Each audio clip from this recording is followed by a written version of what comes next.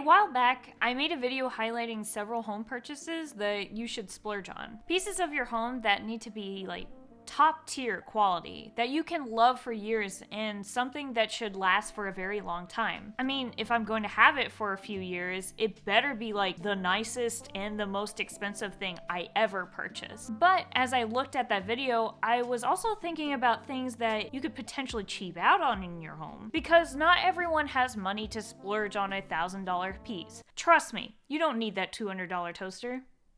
You really don't. So, going based on my own experience as an amateur first-time homeowner, there are a few things that you should definitely cheap out on. Disclaimer, these are based on my own experiences as a person buying things for my house, and what I believe are fine to cheap out on could be completely different. No one needs to really dish out too much money to make their home feel like super nice if it's not necessary to do so. And if these things don't satisfy you and you still want to spend a little bit more, then that's okay, as long as you're not overspending. Always try your best to stick to the budget you had in mind, no matter what it is. Like buying an $800 mirror for your hallway that really no one needs. Seriously, no one needs that. Not even Gaston from Beauty and the Beast. But if you do, then you do you, I guess. On our list of things to cheap out on, I think a really good place to start are area rugs. I think the most crazy thing about becoming an adult and decorating your home is finding out how stupid expensive rugs are. I remember looking for rugs for my home thinking that there may be, I don't know, about $300 max, and I was shocked to see that these things go for at least $600. $600, at least. I mean, in my mind, it's just a piece of carpet to put on the floor for decoration, or to protect your hardwood floors. And if you really wanted a nice one from like a well-known brand that's like super big, like I'm talking 12 by 9, that's about $2,000. For something that you step on daily. In my opinion, this money could be used elsewhere in the furniture and decor planning process for something that's more functional and practical, like a dining room table or a bed, rather than a rug. So if that's a bummer for you, I have some good news. But just a little. The rugs that I eventually got for my dining room and my living room both came from HomeGoods, which is actually a pretty decent place to find area rugs, as most area rugs of about 10 by 8 quality start at like $400 at HomeGoods. And the larger ones, like 12 by 9, are usually starting about $600 or $700. The only issue is that HomeGoods selections, honestly, they can vary, meaning that their stock isn't consistently one style, and if you like a rug, you better buy it because it can and will be gone the next day. Trust me. Competing with soccer moms on a HomeGoods restock Tuesday is the worst thing on earth. However, if you don't have any HomeGoods stores or stores like it nearby, Wayfair is an excellent place to find rugs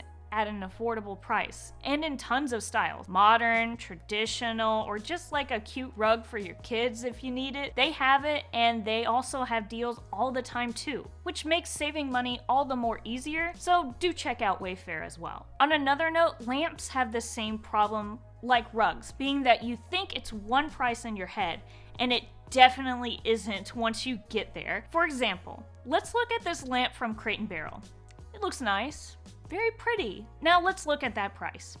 And it's $250. Why? Why does this need to be so expensive? It's a lamp, an object that's set down and not really touched. For that price, it better do more than just light up a room. It better light up my world. I honestly think that spending that much specifically for a table lamp is ridiculous, especially when you could buy a nice end table instead. So instead of doing that, you could buy a lamp somewhere else. I personally like to use Target to get my lamps for my house, which I know it's very original for me, but I actually love the lamps they have there. They have every type of style, and the lamps I've gotten have been like really good for the past year. And I've never paid over $100 for any of the ones I've gotten, so that's definitely a huge peace of mind. Other places I've seen lamps go for cheaper are definitely Wayfair, also HomeGoods, but also IKEA for more interesting lamp selection for like shelves and smaller end tables. Honestly, paying too much for lamps is something that really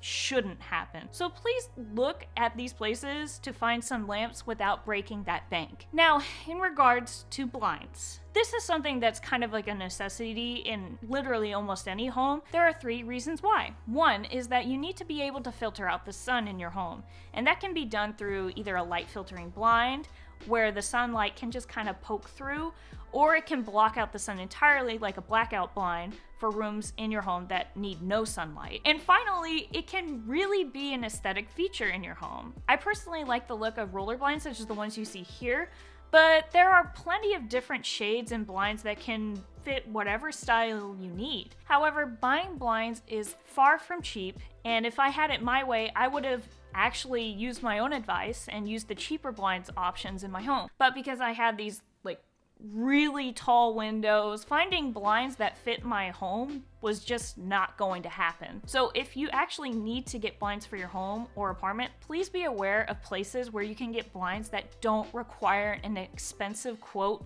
to place blinds in your home. Places like IKEA have tons of blind options that are useful to places in your home or rooms, whether they are light filtering or blackout. And if you really want to have automated blinds in your home like these ones by Hunter Douglas, you can actually get the smaller Fierter blinds from IKEA.